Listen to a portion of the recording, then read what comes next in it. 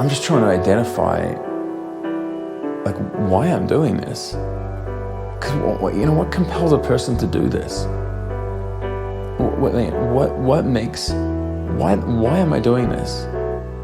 Why am I doing this? I don't know if I can really answer that, to be honest.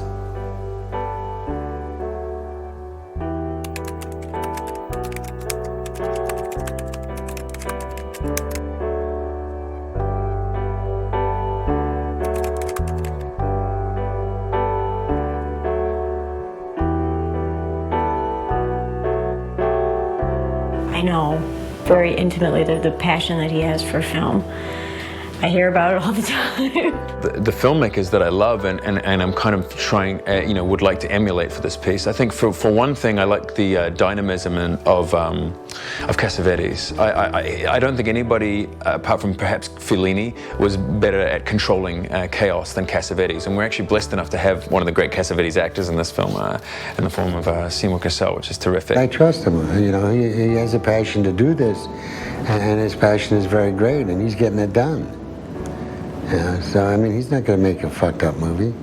He's going to make a story that's interesting to him and will be to me and to people that see it. I want to leave people with an imprint of something that means something. And I think that the first and foremost, the thing that requires is a human connection. And that's what I'm looking for. I thank God that people are still finding a way to get their stories told. Whatever they have to do that. It's all amazing that anything gets made, There's so many people and so much money and that needs to come together on a project. For anything to turn out that's even watchable is a miracle. Any movie that gets made is a miracle. There's so many things that you could sneeze and the whole thing could fall apart, and it's that fragile. I always don't get my movies made, but I never expect them to get made anyway. So the few times that they do get made, I'm in shock until like 3 weeks into shooting, I don't believe I'm even making a film. Your film will never look the way you think it's going to look. You'll never get the budget you know that you need to do it right. You'll never get the cast that you saw in your head when you were sitting down to write it. And odds are you're not going to get it made, period. I say don't do this unless you really need to do it, because it is so hard. I mean, there's a lot of easier ways to make a living. My name's Daniel Gillies. I'm the writer and the director of Broken Kingdom. I'm from New Zealand. I didn't want to go to college. I spent a year sort of doing shitty jobs after I left home until I discovered that I kind of felt like I could probably be a good actor. The first time that we saw him on stage, the character they wanted him for was Mrs. Rabbit. Mrs. Rabbit, yes.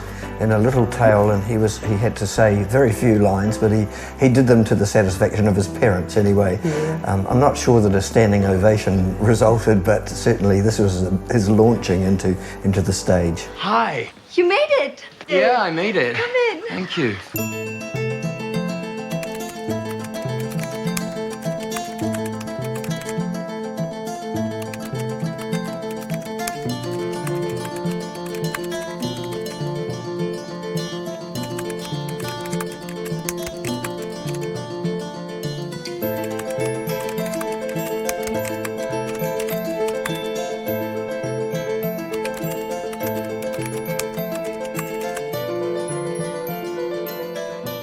He was, having a really great run of it. At the same time as I was feeling really great that life was sort of doing these leaps and bounds, I was feeling like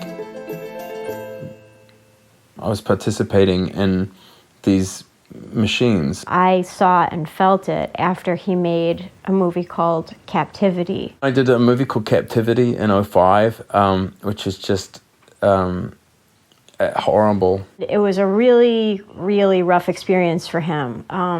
Creatively, the hours and the script changing left and right. In the case of Captivity, when there's 3 different directors who came on, like Roland at one point, and there was some other pickups done by another director and some others done by another, you're in a spaghetti at this point. By the time it's done, it's like Dr. Octopus playing a game of darts. You have no, there's nothing. It's a lottery as to whether or not this film is going to work. You know. And then it went on to be reviewed as like the worst movie of 2007. You're the one that gets blamed when the movie fucking sucks. You're the one who's wearing it. And it was a really disappointing experience for him on many levels. Again, this is another massive cornerstone in why I made Broken Kingdom. My journey started as an actor, and then when I got to Hollywood, or New York rather, and started having auditions, I started noticing that they were stereotyping, you're gonna be the drug dealer, like, okay, you'll be the pimp, okay. And then at a certain point, there was a side of me that was like going, is this it? And I had finished a film that I did with Denzel Washington, Norman Jewison directed, called A Soldier's Story. And that was the first time I wasn't just the black guy in the movie. I was a character and a part of a story, and it felt really good. And I went back to my agent at the time, and I said, I want to do more movies like this. I want to do stuff that's important, and da-da-da-da. And they go like, well, Robert, they only do like one black movie a year, and you just did the black movie. After Captivity, I do a film called Sensation of Sight. It's this indie film, and it's just as indie as you can get, and it's just so sweet, and nobody's got any money, and everybody's doing it because they love it. And I'm like, I go to set, and every day I want to cry. Like, every day I'm like, this is like home. I'm at home here. I love this. And I feel like such a fucking hippie saying that, but like, it's like, this is it, man. This is what I wanted to do, like, there's nothing to do with anything else. I don't care, about any of these other things that I've done. This is what I want. I want this feeling. I came home from that movie and I started writing. And I've written every day since the end of 2005, every single day. And he was just sort of writing in his notebook, just a lot. And then he started just sort of like, I don't know, he was saying that he had an idea for a script. And I woke up the next morning, no joke, in a sea of 3x5 cards, just spread, like in perfect lines, like across the bed. They're everywhere. They're on me, they're on top of him, and he's just sort of hovering over it, like just a man on a mission. It was like a beautiful mind, you know what I mean?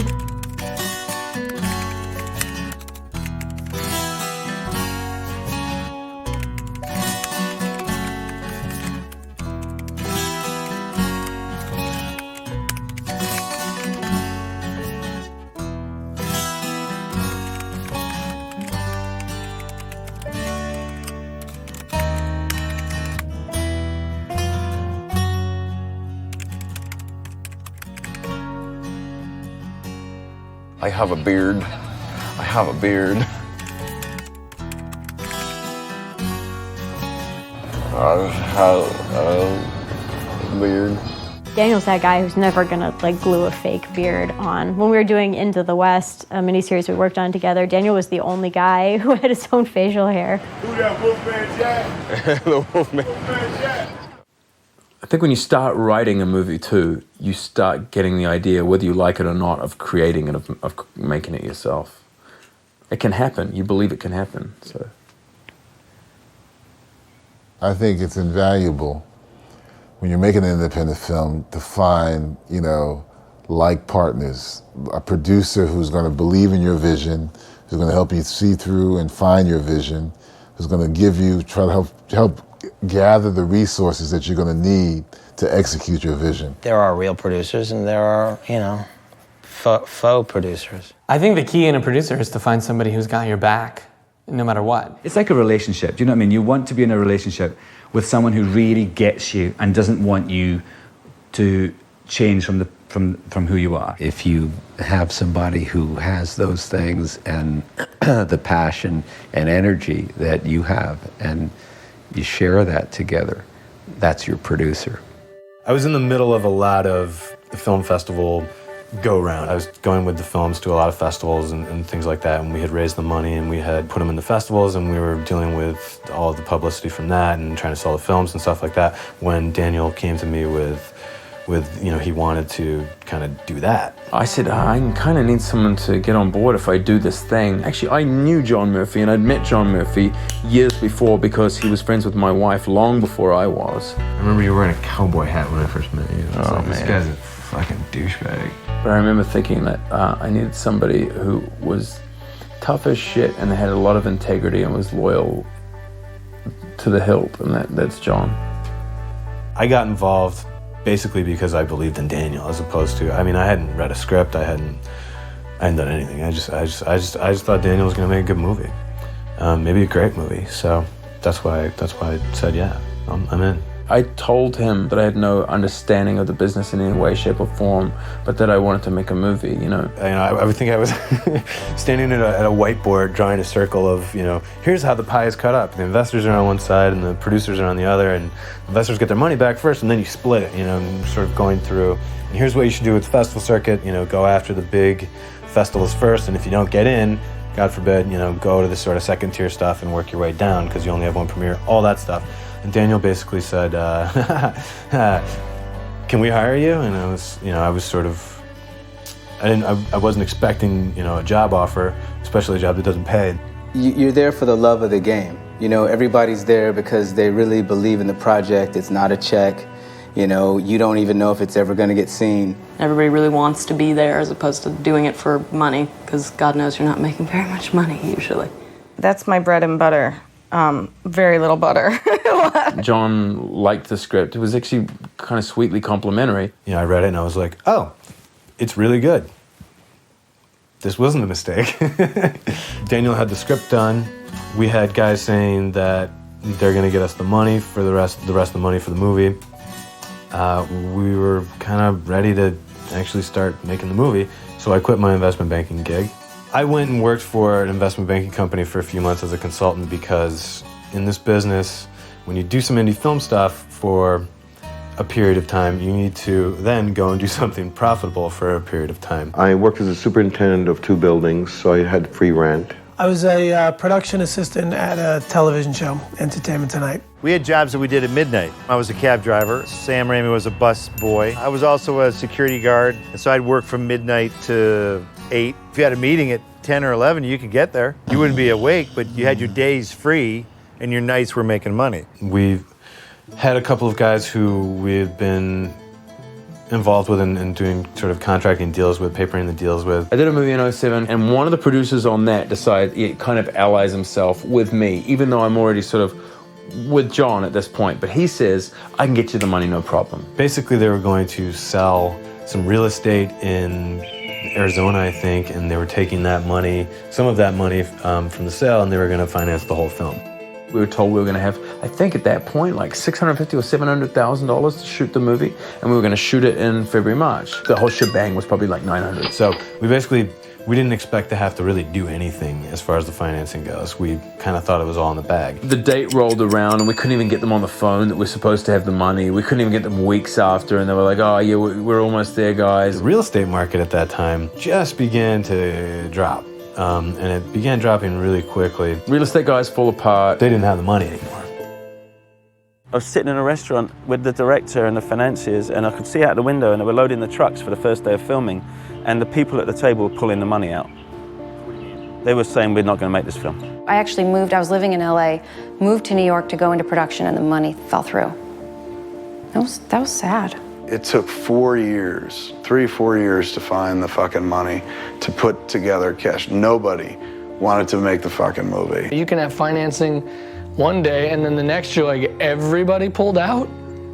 I don't understand. The project didn't change. The script hasn't changed. The cast hasn't changed. So only the mind has changed? That's it? They just changed their mind and decided, like, fuck it, we're gonna put it all in ball bearings. It's so tricky. Getting an independent film made is so elusive. They always guarantee they've got the money in the escrow and it's here and it's there. It's like that, You're in South Africa at lunch, and I remember looking at Sophie Okonedo, who played my co-star, and said, "We don't have any money." And she said, "What are you talking about?" I said, "Call your agent." And she called, and they're like, "Yeah, there's no money. They had enough to get you here, but not enough to pay for the movie." We were 2 weeks into production, rehearsal, and et cetera, pre-production, and it was independent, so the pre-production seemed to be rather short. And the director all called us in one day and said, "I'm sorry, they pulled the plug. Someone asked the question, well, where'd the money go? Why? Why'd they pull the money? Who are these guys? The film had actually been put on the backs of gold doubloons that had been found by these, I guess these guys who are some kind of entrepreneurial explorer or something, had found some frigate, Spanish frigate in the Gulf of Mexico. And they figured, well, what are we going to do with some of this extra cash they had? Well, let's make a movie. So I guess whoever was making the movie, the producer, found these guys and got the money. But the collateral that they'd put up in escrow, it basically was a trunk full of gold doubloons. I thought, that's perfect. That says it all. Snake oil salesman out there with a pouch of gold dust saying, here, go make this movie. And then they decided not to, and they said, no, maybe we've got a better investment somewhere. And the pirates, were the next morning they were nowhere to be seen. And the whole thing was just scuttled, just like that. So we went from, oh, cool, let's go shoot this movie, money's in the bank practically, to, oh, we don't have any money, and I just quit my job. I was really starting to feel it, though. I was feeling the burn. I was like, I'm going to be broke soon. I'm going to have nothing. And John and I said, all right, let's go to Berlin.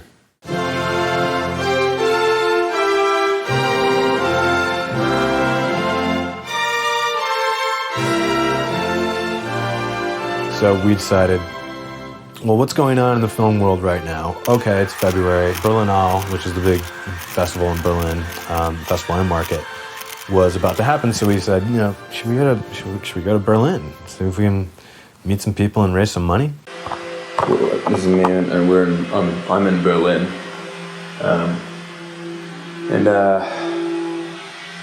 Where do we begin? John and I ended up, on a whim, coming out to Berlin at the last second to try and raise financing for the film.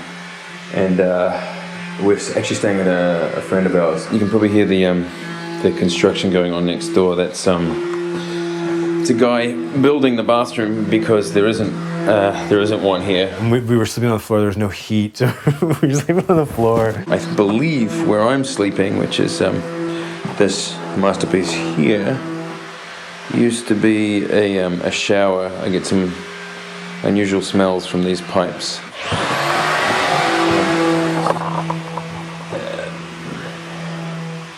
Situation's a little grim. It's weird because when I think back on it, I think it's where I really became friends with John.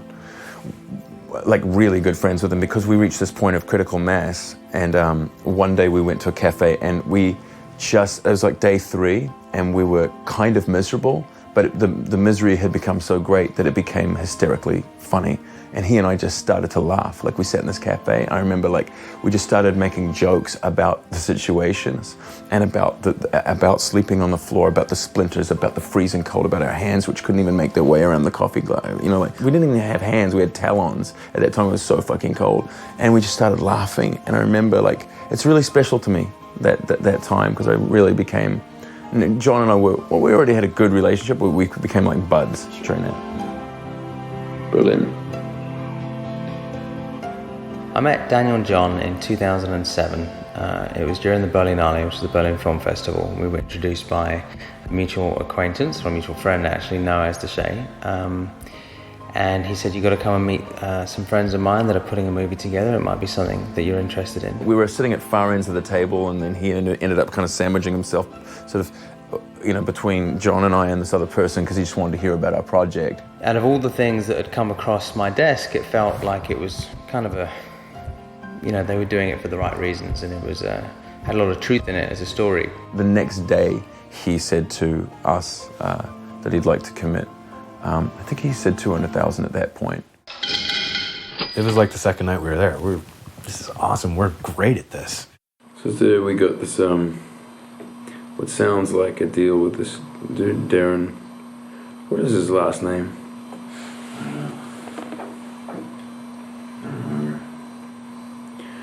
Anyhow, he sounds like he might throw down and be part of this.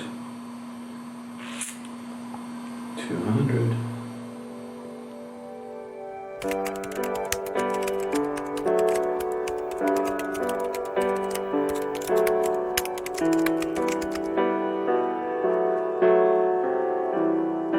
The basic procedure is of course, you start at the top. You start with the kind of like the studios that might be interested in independent films. And you think, well, maybe you'll get lucky, right? The chances are very slim, but maybe you'll get lucky.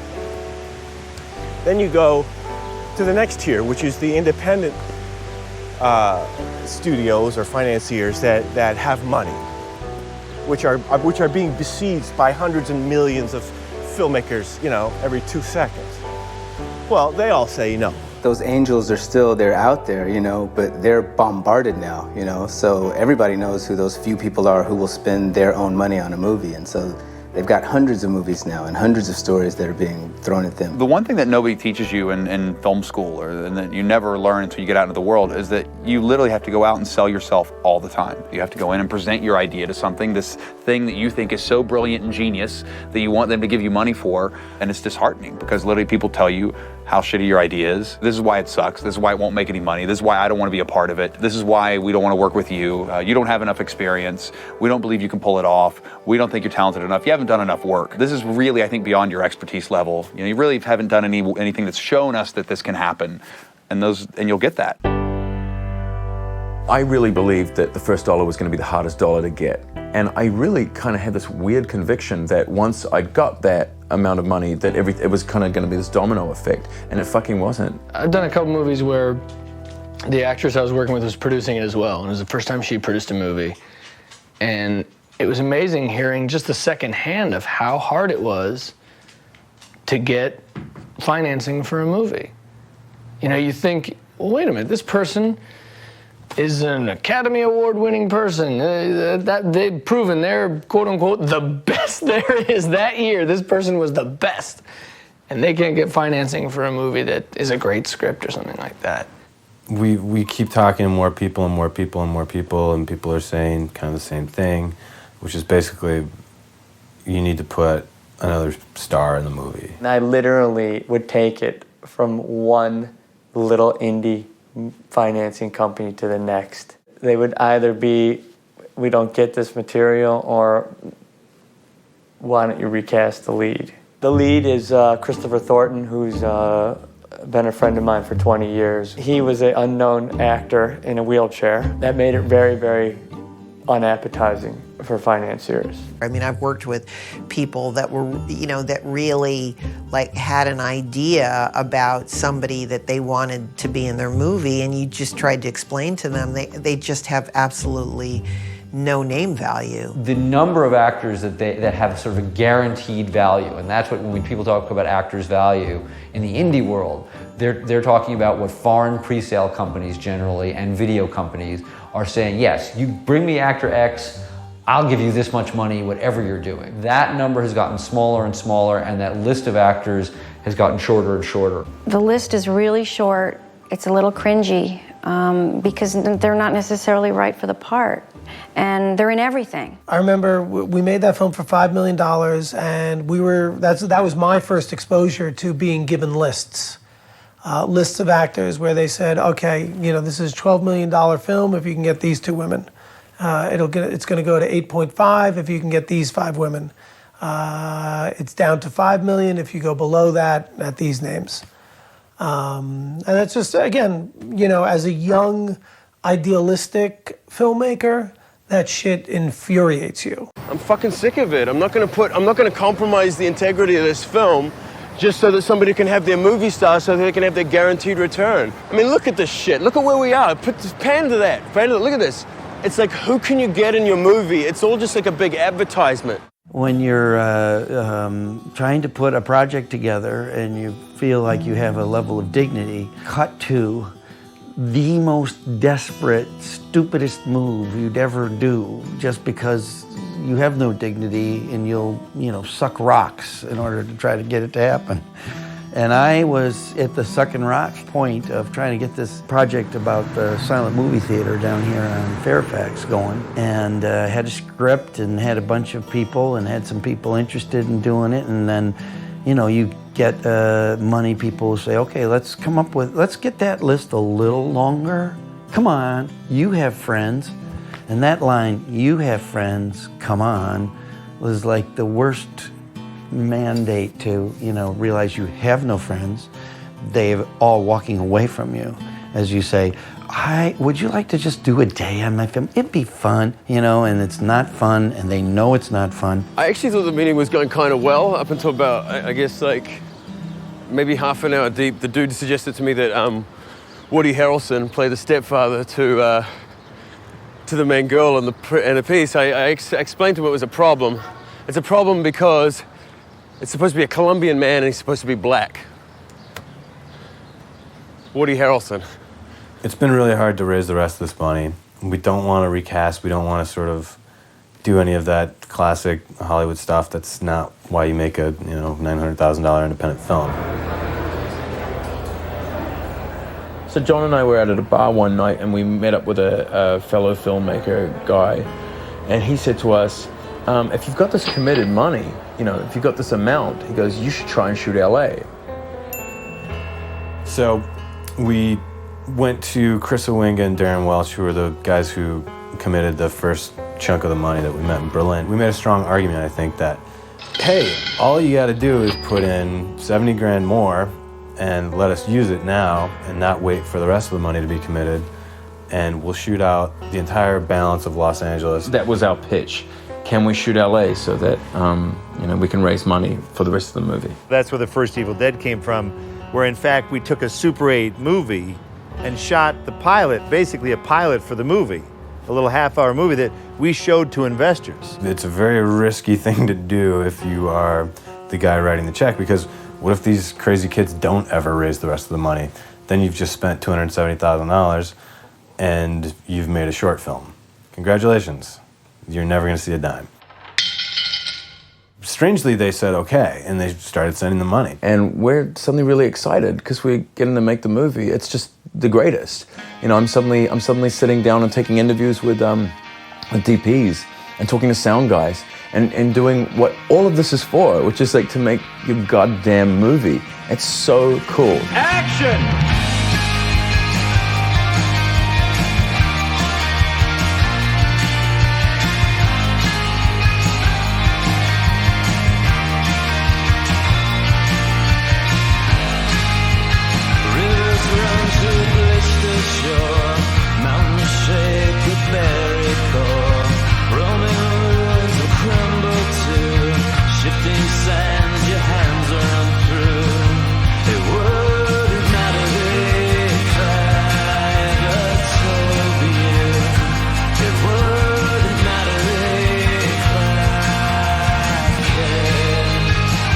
This shoot was so great. I had the best crew. Nobody fought on set. I've never been on a set myself professionally where I never saw a fight. I love that about that crew, man. And the cities. I love LA for that. People willing to work for nothing. Just, a lot of kids and students and stuff. But we knew we were like, I felt like we all knew we were making something special, and it was so neat. Independent film sets at their best are true families. They really are. Just finished working on something, and it was very emotional and hard to leave, really. It was a really wonderful bunch of people, and that seems to happen more often in independent film than in studio film. I'll probably never be hired again for a studio film after this, which I'm kind of okay with, I guess.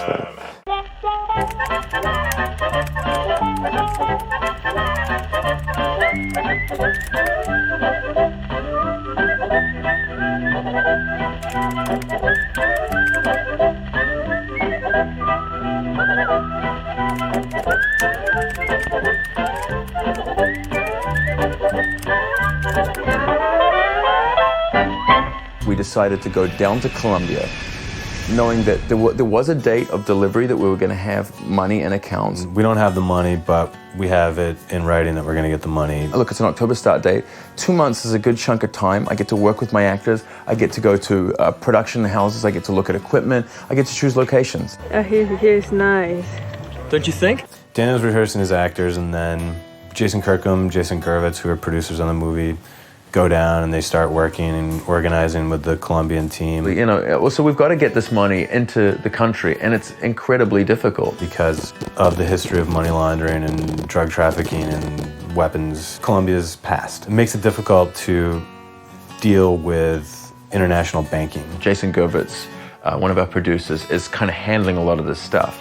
Now, what's important to note at this point is Jason Gervitz has kind of a history with this LA Finder woman. I think this woman is a sociopath. She did a lot of things that caused damage to herself that didn't make any sense at all, and that is one of the definitions of a sociopath. Meanwhile, Jason Gervitz is kind of the one who's going to make this happen if anybody's going to make this happen. He's going to be the one to bring this money into Colombia.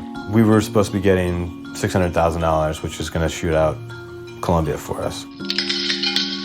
Jason Gervitz came across a piece of paper one day at a desk in this Colombian bank, which had something written in US dollars, which was not a $600,000 figure, it was $3 million.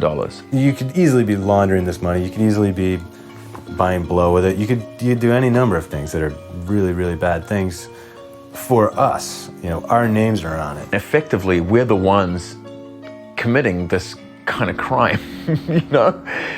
And it's kind of scary. Still, at the same time, we're pretty desperate. We're in Colombia. You know, we're putting expenses on credit cards. We're out of money. We're totally out of money for the film. You know, most of us haven't been paid in like a year. If I'm honest too, like we were like, well, do we, you know, we really did have the discussion. Does this thing happen all the time? You know, maybe it's not a crime. And even if they are laundering it, like, you know, they probably won't get caught. We called our lawyer, and our lawyer said, wait, how much money? And we're like, oh, well, you know, 600,000, but there's 2.4 coming in addition. It's like, well, you can't do that. You'll end up in jail, probably. No way. And let's just go back to LA and recoup and lick our wounds. Putting the crew on the planes, packing them up and helping guys carry their bags into the vans, which were off to the airport, you know, this is just depressing, you know.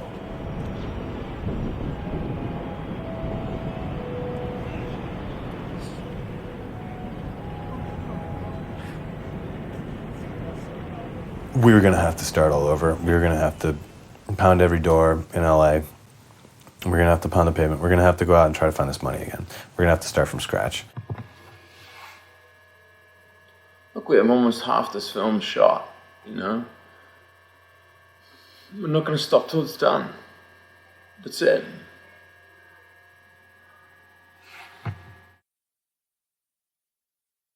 It should fall apart, you know? There's no reason for it to exist, really, other than the extreme will of a few people. It's like, you know, I think for any filmmakers, there's definitely on that path, you know, you definitely have to build up sort of a stamina to have this sort of passion for it. Otherwise, there's really no reason to do it unless you truly have in your heart that passion and vision that you want to make movies. You're doomed. Do you know what I mean? You're doomed. You just have to find the way to do it that is the least painful.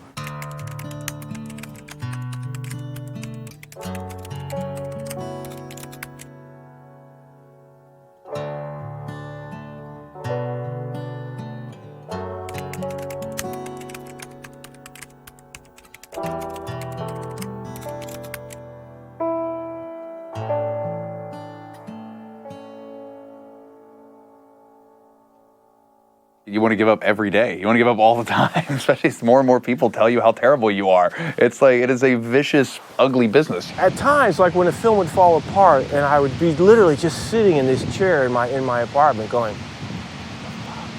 my life is over. My life is over. That's it. And then, you know, you realize if you're not dead, you can take another step.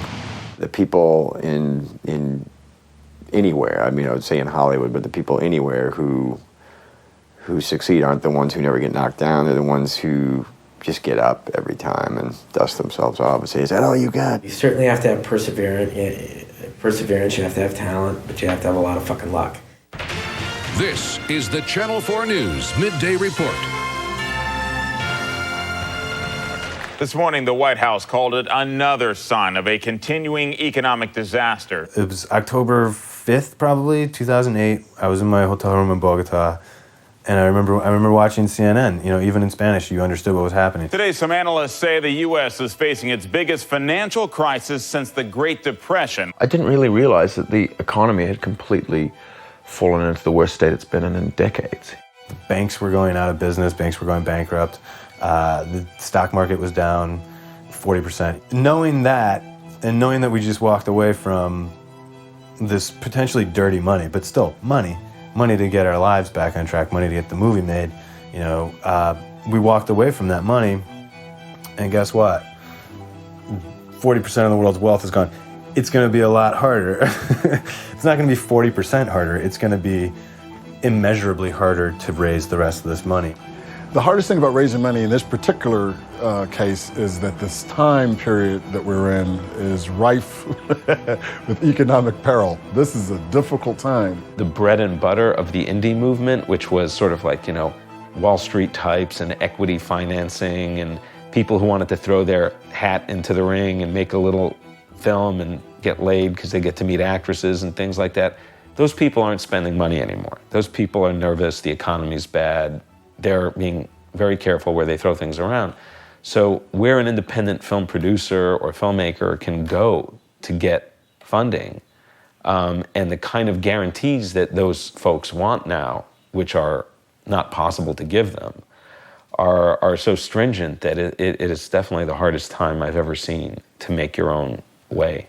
This is really the first time in my career where I do think it's over. I'm really not, I think I have to change my game. I don't think it's, the marketplace and the climate has changed so dramatically that you can't continue to make these types of movies. I did an Eddie Burns film a couple years ago, Purple Violets, and I think Eddie is a wonderful man, a wonderful writer, and a great director, and wonderful to act with, and makes these really funny, great independent films. And it was really, the climate, I guess, really has changed because we made this great film, Patrick Wilson, and he's a wonderful actor, and Deborah Messing, and I was in it, and Eddie. And it was released on iTunes. Yeah, it didn't get distribution, and it was the first movie released on iTunes. So that's a really different way that independent film went. And so I ruined Eddie Burns' career. I'm about to meet with like a trust fund kid right now who's who likes to repeatedly tell me that he's worth like $40 million, and we'll see what happens.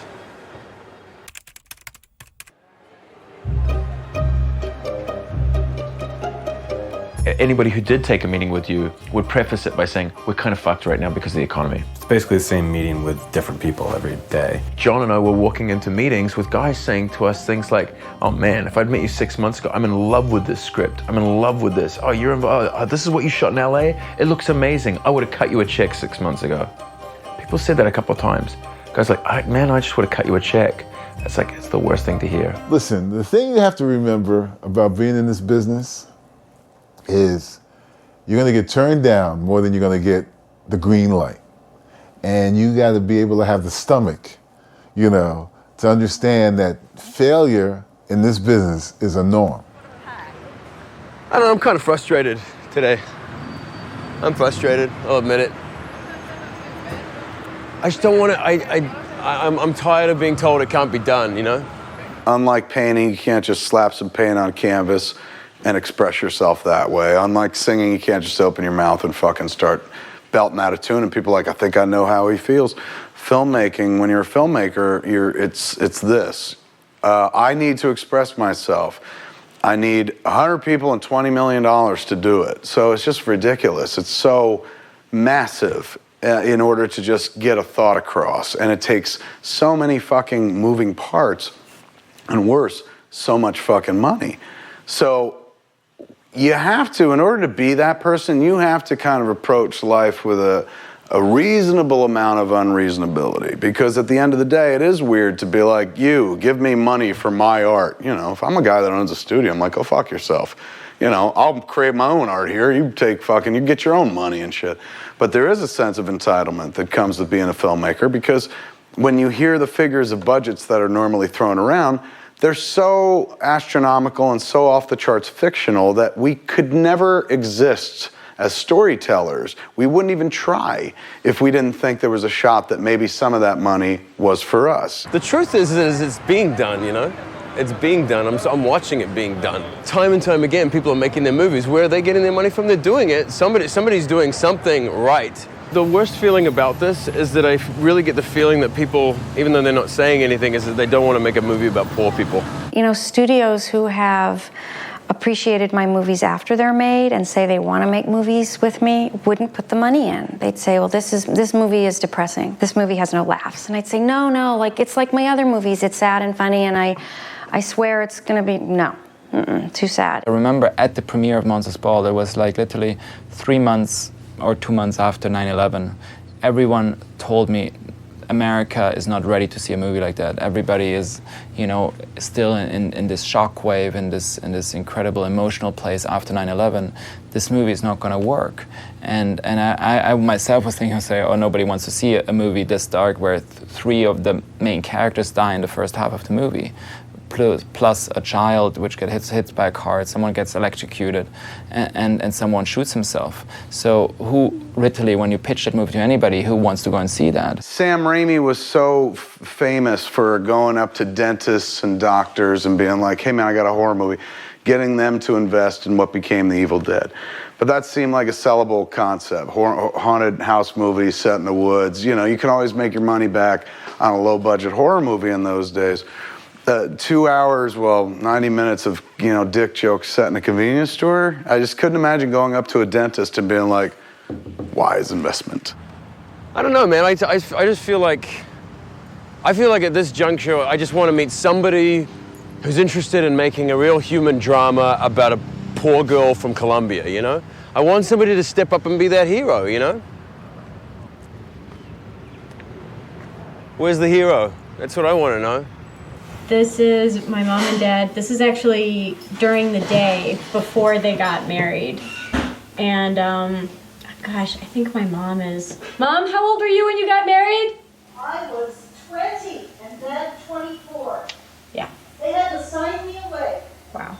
Rachel approached me actually and she said, look, you know, my parents kind of want to talk to you. And I said, well, what do you mean? She said, look, they feel like they're looking at the movie and they're feeling like if you feel like you could make the movie for much less, then they have some money that they would like to give you. And I said, no fucking way. I broached the idea to Daniel. I said, you know, my mom asked me if they could maybe contribute like, you know, 100 or 120 or something like that, if that would make a difference, if it would trigger additional financing from your first investors or something like that. We said something along the lines of,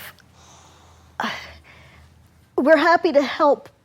There was only one but, and the but was, but only if you can just go ahead and make the movie with the money that we can give you. What we don't want to be is investors in a movie that may or may not get shot. We just have no interest in doing that. We can't afford to do that.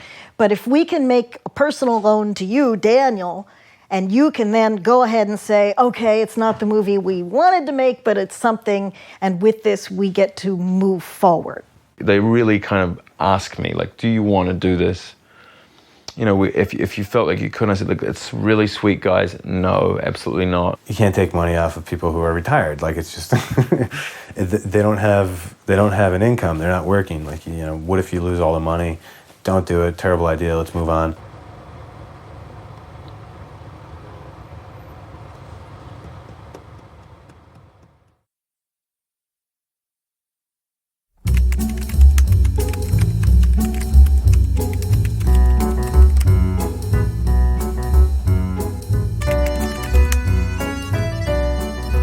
I had been introduced to him as the billionaire. And he cornered me and said, hey, you're making a movie, it's in Colombia. My wife is Colombian. I said, oh, that's really cool. You know, we started to talk about Colombia. At the end of the night, he said, look, I really want to talk to you about this some more. Send him all the information the next day. He said, I'm an eyeball-to-eyeball guy. I like to sit down with people. That's how I like to do business. I said, okay, cool. I'll come and meet you. I flew to San Francisco to meet him there, and he said, I just have a good feeling about this, and I think that this is something that I'm really seriously considering doing. How much do you need? And, you know, more or less during the course of the evening, told me that he wanted to commit to making this project. The guy didn't say, I'm in, here's, he didn't write a check or anything, but he said, he's like, I want to do this, so, don't stop talking to other people, but, I want to do this, so let's figure out a way for me to do this. At which point I get involved to sort of deal with the business side and the deals. Well, the worst, most frustrating thing are the people that literally just like to hold hands and kiss a little bit and don't ever let you get to second base. Like, that's the worst thing ever. I'm getting more and more aggressive. Commit, or you're just all talk, no action like everybody else. If that's the truth, then that's fine, but let's call a spade kind of thing. And I've been on the phone with him for like 2 hours. He said, all right, I'm in, I'll do $500,000. And I'm like, awesome, it's done, then we're done. I'm done raising money. The rest of the movies, we're good. We go to Miami to meet up with him. We're supposed to sort of sign the deal that week, right? Or that weekend. So we go down to Miami, Daniel and I am so broke that I can't, Daniel has to pay for my, hotel room. It's like, I'm that broke. This is from Hunt and Enriquez, which is a law firm that represents Citibank and BAP. I owe Citibank like 30 grand, and I don't have it. The kinds of jobs that I used to be able to get before the recession, short-term consulting, production jobs, that kind of stuff, they just didn't have them anymore. They just, nobody was making a lot of entertainment product. Investment banks were in the shitter. So it's what could you, I just ended up either looking at having to take a full-time job somewhere and giving up on the movie, or, live on credit for a little bit longer, and, it's going to be a bigger chunk of money to pay back when I get my next big gig, but I'll pay it back. And just getting that next big gig took a lot longer than I had envisioned.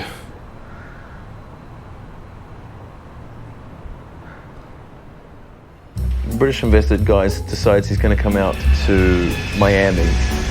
He says to John and I to meet him there to talk about this burgeoning business idea. He's going to take $20 million out of this much larger sale of his company, and we're going to make a bunch of stuff. We're going to make a bunch of movies. We're going to select a bunch of movies. Daniel and I were going to be on salary, for the first time in forever. It was kind of like everything that you could want if you were Daniel or I. John and I have done a little some prelim scouting around for potential offices and whatnot for this independent film company thing that we're going to start. We found this place downtown with British invested.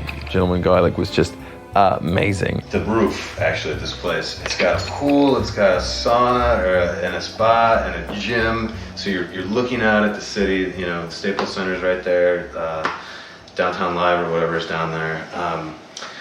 It's where I'm going to live. John was essentially sort of going to run and live out of, which was kind of great for John because at the time he was staying at Wes's place. He lived at my place for a little over a year. This is futon where I've been hanging my hat for the last year and a half or so. I can't imagine doing that. I can't imagine just having a suitcase that you live, you live out of for a year kind of thing. The next place that I lived was on my sister's. My sister has a house in LA with her husband, and I lived with them for several months. Yeah, this was his bed actually. This is his bed. Yeah, it's a futon. It was fine for me. I don't know how it was for him. I mean, he seemed like it was okay. At the time, there was also a lot of tension between him and my dad because of this whole film process and what was going on with the Columbia movie. Well, what was the tension?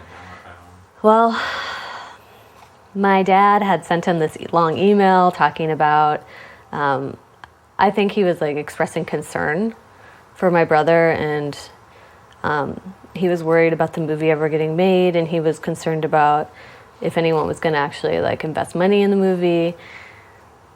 And my brother really felt like it was a very discouraging email that was basically you're a failure or something like that.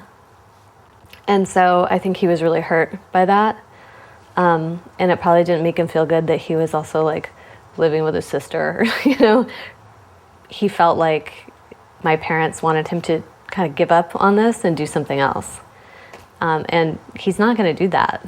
This is it. So I think it was a really kind of rough time for him. For them, they had I've really only had people, a couple of people believe in me.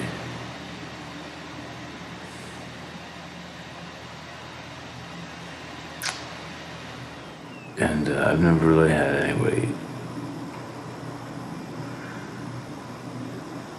that's come this far, I guess, tell me this is a huge mistake. You're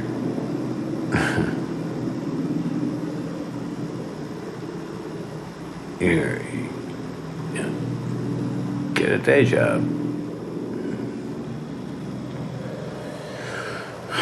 And you know, I've never had anybody who really believed in me tell me that this is all a really bad idea. It makes me feel scared for him, you know, because I don't want 10 more years to go by and have him still be in this situation. It's hard for people who love him to, you know, see him living in a really precarious situation like this, but it's hard for him to be in, too. So that makes me feel scared. But on the other hand, like I said before, I feel like, you know, he's still writing scripts and he's still working on all of these things, and he's working so hard that I really hope, and I have to believe, that something is going to work for him. Something's going to happen. I really hope so. Homeless and broke and in massive debt it's not a fun way to live. That should be me. That should be me right there. I want a girl like that in a place like that. I want to be able to make movies without total destruction to my life and the lives of people around me. This place is just fucking awesome. It's not only in a cool pad, it's just gonna be a cool office. It's just like a prospect of something really amazing. We went down with this British guy and looked at the space, and he was, oh yeah, well, you know, let's get this place now. Let's jump on it. Well, we walk out of the place, and he looks at us and he goes, "Boys, I think we found it. I think we found our home." You know, he writes Daniel and I a nice email saying, you know, I'm really excited. I can't wait to do this. I gotta free up some money or whatever, sell some stocks and whatever it is that he needs to do to get liquid. It's May 8th. We do not have the money. Don't have the money. He's selling a company. The company sale is delayed. All of the money for this movie is contingent upon that money. The delay is sort of rolled up on him, I guess. This might be him. We got on a conference call with him one day in May. The British guy says, I hope you guys are sitting down. So, okay, what's going on? The company that's buying my company has just informed us that they're not going to send the money as their contract stipulates. You know, he goes, I don't know what they're doing. They're fucking with me. I'm gonna, you know, he sort of said, I'm so mad at them. I'm furious. You know, I really need this to happen right now too. Like, we're all in the same boat together. Like, this is bad for all of us, you know? It's going to be a while, guys. Really sorry. I don't have the money.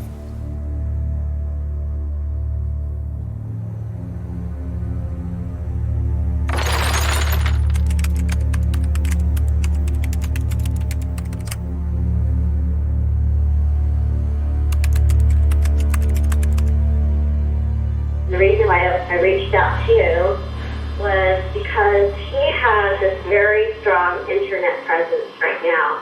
In fact, I think it was last week or the week before, his Wikipedia page was taken down by the community. Because it's not true. He's not a philanthropist. He doesn't invest in films. He doesn't have money, period.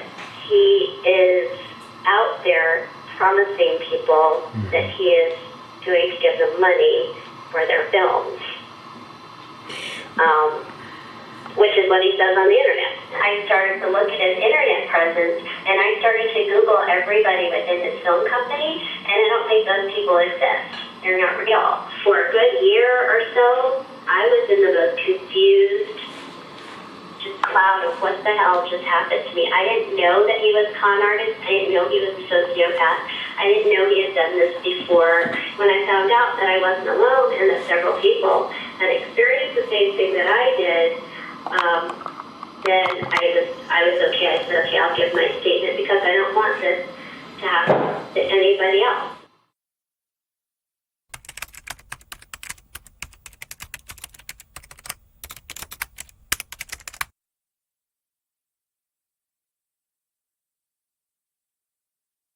you're gonna come into contact with a million different species of asshole, and you just can't let that deter you. There's always some guy with a yacht who goes, you know, I want to be in movies until they find out what that means. So you'll get dragged into that, and then they'll yank it. They'll just split. They just want to touch it. I mean, a lot of, we constantly get phone calls now too about people who have money or supposedly have money who want another business, and it's a friend of a friend. And we've had thousands of private equity conversations. We've never made 99% of the time they lead nowhere.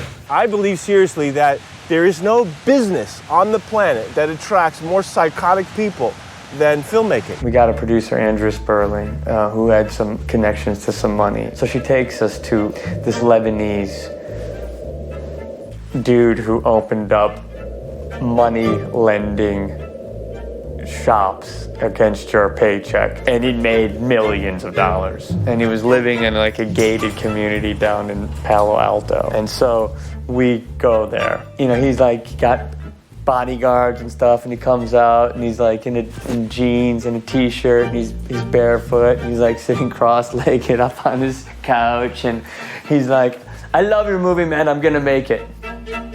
How much do you need? Well, what's the budget? And Andrew's like, well, we think 2.5. Okay, it's done, man. No problem, man. I love this guy. He's pointing to Chris Thornton. I love this guy. You're gonna fucking walk, man.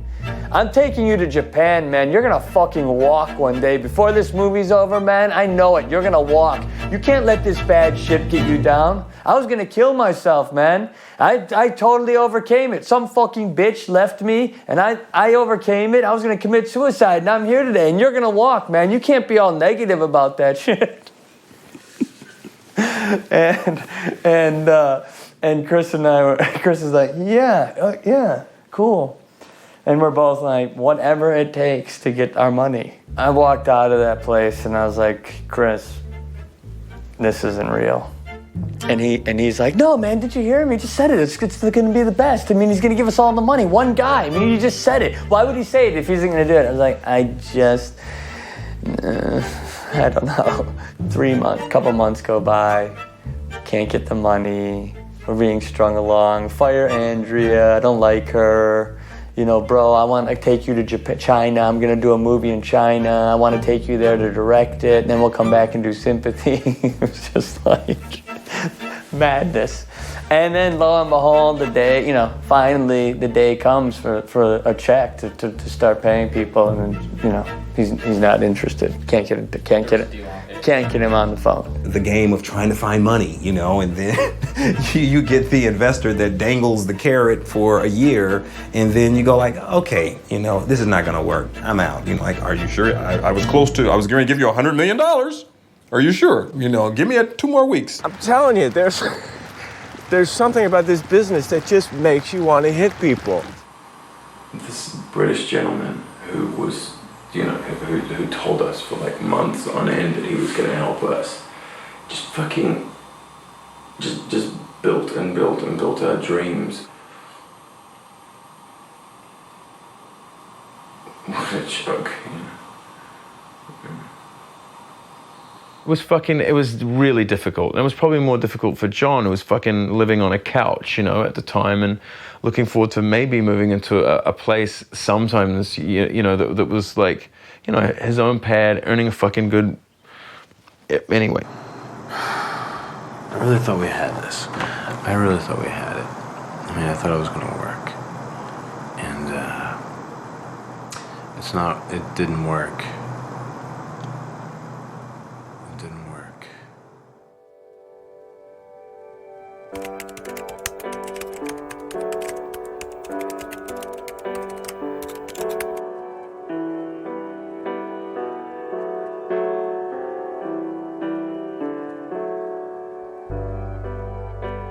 We decided we were going to go and try and see if we could hustle up cash at bars, see if we could find anybody who might have some dough.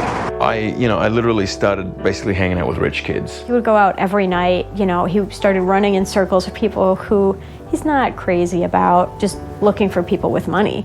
I knew that the reason he got into you know, doing this and making his own way was that he didn't want to be a slave to anybody. And yet at the same time, he ended up, once again, being completely at the mercy of the money people, just through a different door.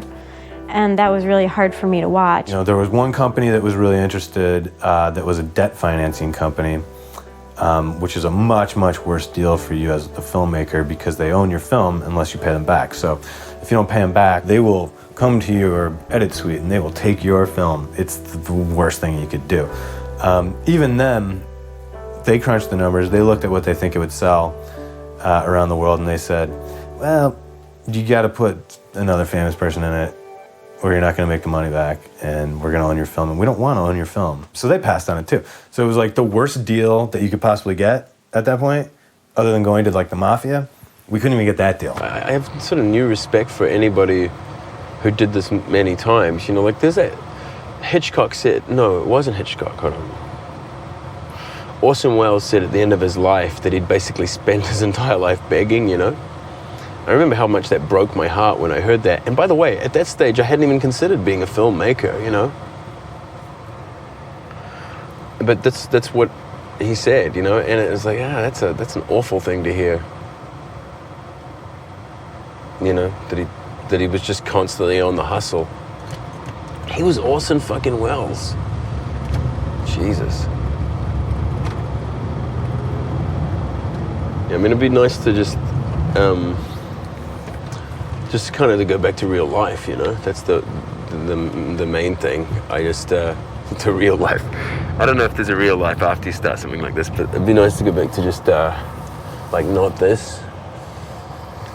And not just worrying about every buck and, you know, and John Murphy's got some money in his bank account and he's not fucked because of, you know, my movie. You know, my financial status now is, I was served papers by a credit card company. They were going to sue me if I didn't start paying them back. So I started paying them back. But it's a lot of debt, so it's a pretty hefty payment every month, which in turn then made it more difficult to pay my car payments. So my car was, I voluntarily surrendered my car on Monday, which means the same thing as a repossession, except you do it willingly because you know there's no way you can pay for it.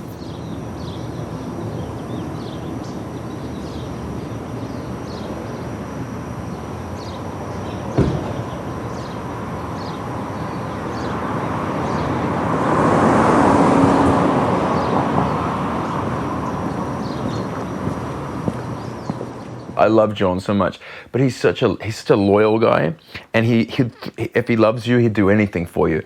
And sometimes I actually felt like that was a problem. Like he did some things in that process that, it's wow, I've never said this to anyone before, so it's actually hard for me to talk about because it's a little bit kind of emotional for me. So anyway, sorry, I don't know why that suddenly bothered me. I don't know why suddenly that actually got me.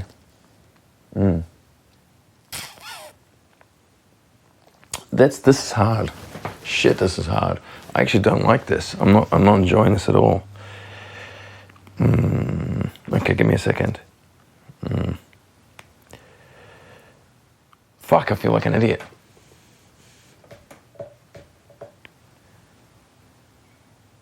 Sorry. So I actually don't think I can talk about it.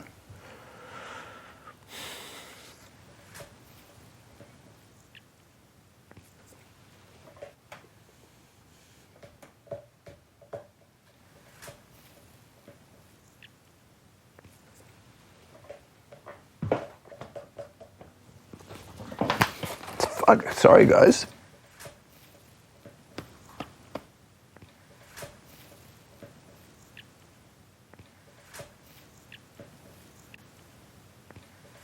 I actually gotta be honest with you, I hate coming here and talking about it. I hate it. I fucking hate it. I don't want to come here. I don't want to talk about it. I don't. I just want to make the fucking movie. I fucking hate this. I hated it. You know, like, what the fuck? we just wanted to do something, you know? We just wanted to do something good. It's like, what the fuck? You know? You know, I just think the reason I'm upset is I feel sort of responsible for, you know, I feel responsible for fucking people's lives. And I feel like John just taking such a fucking head. You know, why, for me, what the fuck, you know? Jesus Christ, that hurts, you know? I don't know. People underestimate what an emotional toll it can take. You're putting yourself in the most vulnerable position. You're saying, you know, for most filmmakers, this is incredibly important to me, but I need other people to make it happen. So you're very vulnerable, you know, you're opening yourself up to a lot of abuse, potentially. And unless you're really adept at, you know, rolling with stuff, and if you take it in, like most of us who are artists or sensitive are, it's going to hit you in the solar plexus. You're going to have some dark moments, you know. There were times it was very hard to keep one's sanity. Especially, you know, I got to a point where I couldn't support myself anymore. I couldn't pay my rent anymore. I couldn't really eat anymore. So I literally was just depressed on the cover of my bed for like weeks and just wouldn't come out.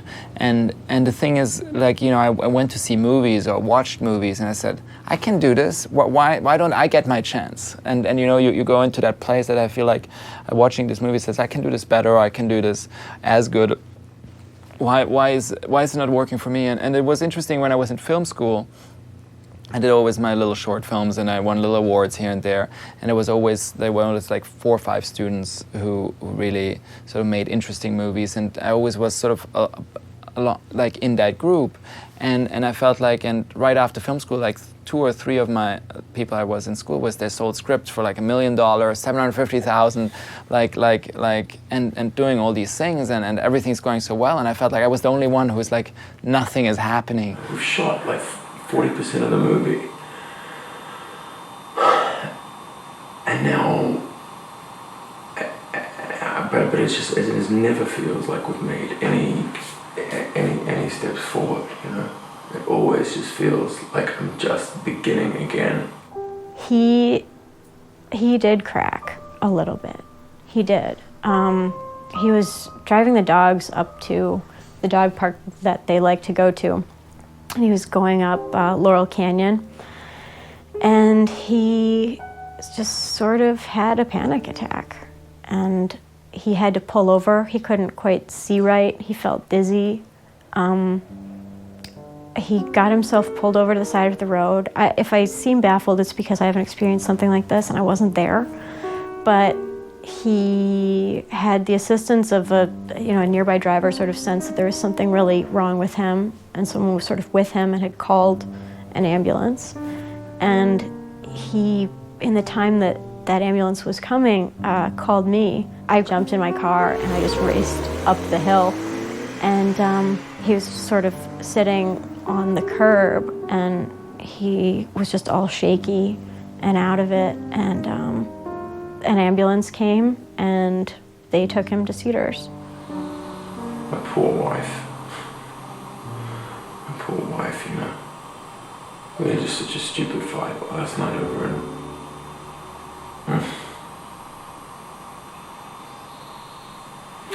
Over what it comes down to is the way I'm feeling about myself doing this, because I honestly, I feel like less than nothing, you know. I feel like just total fucking garbage.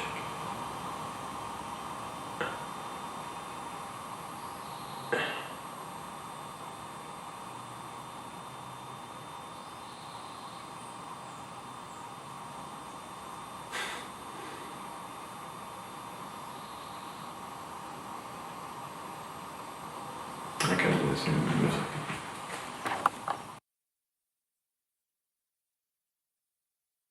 Unmade Beds, during Unmade Beds, like I said, I had a couple of jobs. I was a superintendent of a building.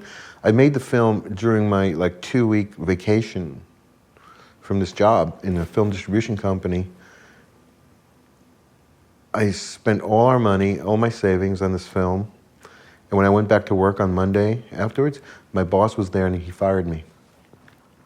And a couple of weeks later, I lost my super job too. So we had no money, and my wife was pregnant with her first baby. And then by September, she had a nervous breakdown. It was like my nervous breakdown. One of us had to have it, and she was more vulnerable. And she had it, and she went to a mental hospital.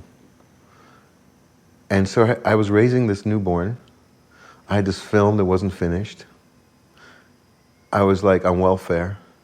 I was getting like diapers and formula from the welfare department, from the city agencies. I was destitute. It was the worst of times.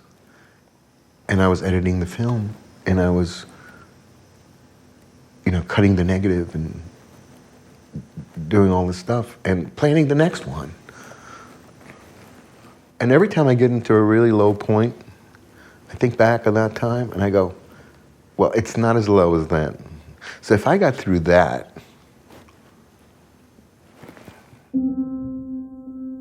I was fucking losing something. Like some part of me was actually dying. Like during that time, I was like, I'm actually like hurting myself to a point where like, spiritually, I was like, you can't do this anymore. You cannot fucking do this, So I went and I said to Rach, I think I'm going to approach your parents, and if I can get some more money,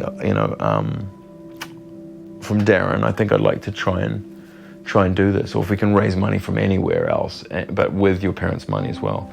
I said, because I can't feel like this anymore, but I also can't quit, There was no one left. There was no one left to ask for money. Like, we had asked everyone for money that we could possibly get to. So, it's a couple months later, and we're just fucked. And Daniel mentions it again. He's, my parents-in-law, my in-laws, mentioned loaning me the money, again. I think for everybody's peace of mind, we just needed to get on with our lives. It was the hardest thing I've ever had to do in my life, was go and talk to Rachel's parents and say, hey, I kind of want to take you up on your offer, I really hurt for him in that moment. I think it's, and he told me it was one of the hardest things that he ever had to do, because he never asked his own parents for money, ever. And that was hard for him. But he knew that it was for us and for me, and that it was going to be a great film. And so he could sort of wrap his mind around it, but, he's determined that it is a loan and that he will pay it back. And yeah, I think they can tell you more about that. Well, it's a catch-22. You'd want to lend someone money that doesn't want the money, but someone that wants the money, you don't want to lend the money to. So how do we lend money to somebody who has so much pride? And I think it became that the project was bigger than any of us. It was a synergetic component where it was just plain more important than anything, and it was worth him swallowing his pride. It was certainly the best money, we've ever spent. You find yourself doing really risky things financially. The first Evil Dead, we made the movie, but it was still in 16 millimeter. We had to blow it up to 35. And my parents had just gotten divorced, and I was living with my dad, and he was shell-shocked. And he was sitting on the back porch of our house, and we had some property in the middle part of Michigan that he owned. And I caught him sitting out back on the porch, and I said, Dad, what are we doing? What are you doing with that property? He goes, what do you mean, what are we doing with that property? He goes, I don't know. I go, Dad, do you think we could leverage that property and get a bank loan to blow up the movie? We needed $25,000. So my dad was just insane at the time, and he went, yeah, whatever. And he had thrown in the towel. And I hit him when he was down. It was like the worst betrayal a son could ever do to his father. And so we walked into a bank in it was called the Mid-Michigan Bank. This is Michigan, shape of Michigan. The bank is right here in Midland, Michigan. When we told this banker what we wanted to do, he goes, you want to blow up a what? I knew that giving up was absolutely never going to be an option. And so knowing that, my thought process sort of went, well, if he's never going to give up and people are never going to want to make a movie with as, you know, potentially upsetting and limited audience of a subject matter, how long is this going to be our life? I'm lucky, man. I've got the best wife in the world. I have got I got the most understanding wife in the world. Who would put up with this?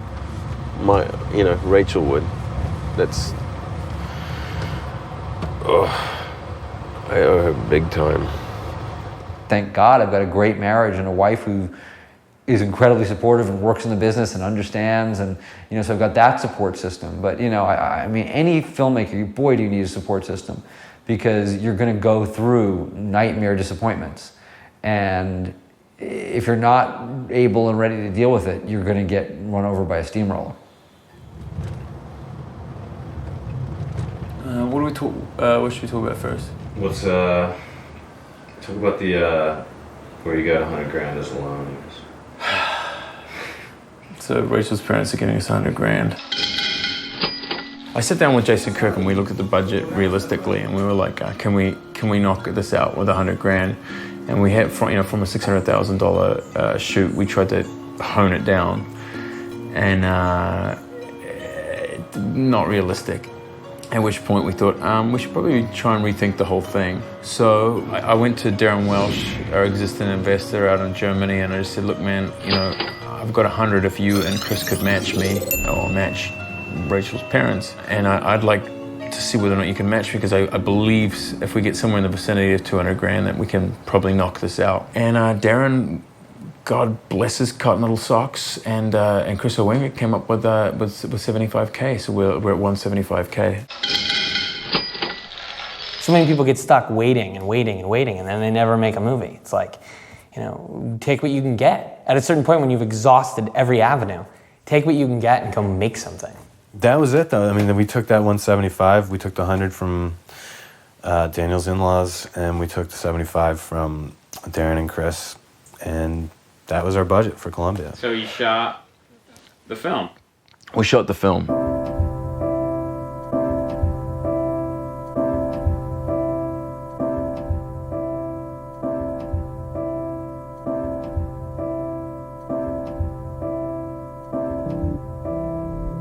And it was great, man. I mean, it was just such a huge task. Fucking it rained and it hailed, like hailstorms, like it was kind of this weirdly Shakespearean experience. I'm holed up in this room and like just fucking, hail and storms and thunder. When we got to shooting, the heavens opened and the sun shone, and it shone for the duration of the shoot. It opened an hour before, the skies opened an hour before we shot on the first day, and it never really rained again the whole time we shot. And by the way, it's rainy season in Bogota.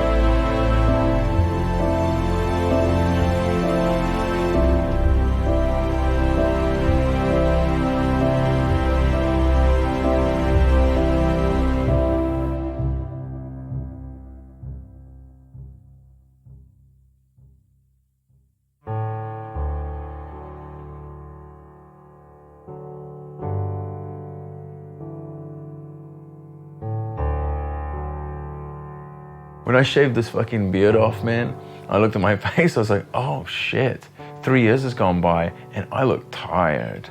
Like I look older, you know, I was like, whoa, that's my face. In a heartbeat. I mean, I thought, yeah, I don't know how to do anything else. I'm going to do it again. It was totally worth it. And I even got my ass panned, you know, chewed by some critics, and I still. It just feels good, you know, it feels like you've accomplished something, and you can't explain it necessarily, but there's just like a tuning fork goes off and you go, that's what I meant. It came off, that's what I wanted, that's how I wanted it to feel. There's nothing else that sates that part of us, I think. It was exhausting, and I don't think I'd ever do it quite like that again. You know, you learn ways to refine the whole thing, but it was gratifying, dude, because you appreciate it more. When you work hard, it's just like they tell you, grow your own vegetables, that shit gonna taste better than whatever you buy. It's an addiction, definitely. It's a difficult one to get the drugs for. If the drugs is a film, then that's a big chunk of, you have to expend a lot of energy to get it, I'd say. It's worth it though. I don't know what else I'd be doing. Because, you know, ever since I was a kid, all I ever wanted to do was make movies. It's because I don't know anything else to do. It's not about, it's existential. It's like, that's who I am. I don't, you know, I can't be anyone else. If I could do something else, I certainly would. Trust me, there's nothing about it that, you know, if you said to me, gee, you know, you'd be a really great plumber, I go, fuck yeah, let's do that. I don't know why. Like, I don't know why. We have to do it again, you know? Does that sound fucking ridiculous? You know, is it really gonna matter that Daniel got to make this film? Yeah, I don't know, maybe the film will change the world. Who knows? You know, but does it matter that I went into bankruptcy doing it? No, it's not gonna matter. It's not even gonna matter to me in 10 years. So, I mean, it sucks because, you know, I won't have a house and I probably can't get an apartment because my credit's so bad. But, you know, what are you gonna do? It's better to be a spectacular failure than it is to be a, you know, in my mind, it's better to be a spectacular failure than it is to be somebody who just gives up.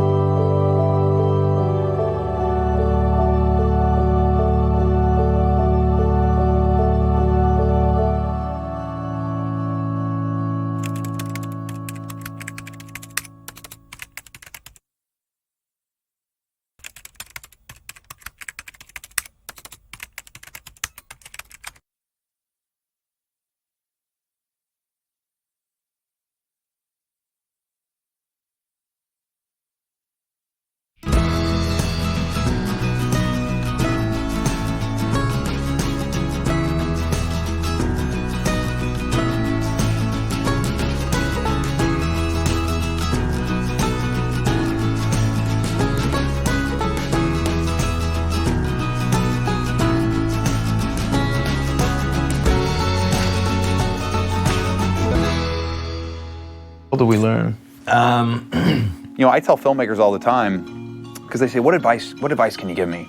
I mean, the greatest advice I can give any young filmmaker is don't give up. Don't quit. That's key.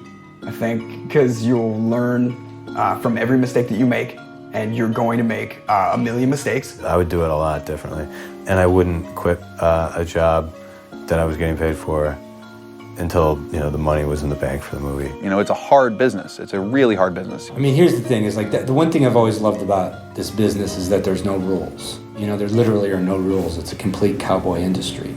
The hardest thing and the first thing that you should learn about this business is to be able to tell who's telling the truth and who's full of shit. And I don't think we've really learned that. Either they want to be in business with you or they don't.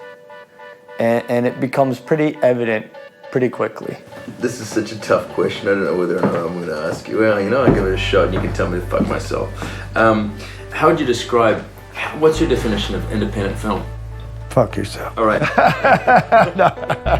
The independent film is designed to present an alternative view to the mainstream. I feel that indie films are the only thing that cleanses your soul. I think independents, whatever that may mean, offer a lot wider range of stories that you could tell. I think, what am I drawn to? I'm drawn to small films about story and character with good acting. If you're gonna make a movie, make it mean something, make it good. I don't care what it's about, make it worth making, You wouldn't want to go to a restaurant that was, you wouldn't want to go to Olive Garden. I mean, you want to go to a restaurant that the people that run the restaurant actually care about food. They like making food, and they eat food that tastes good. It means something to them. So you don't want to watch films made by people that don't give a fuck about films.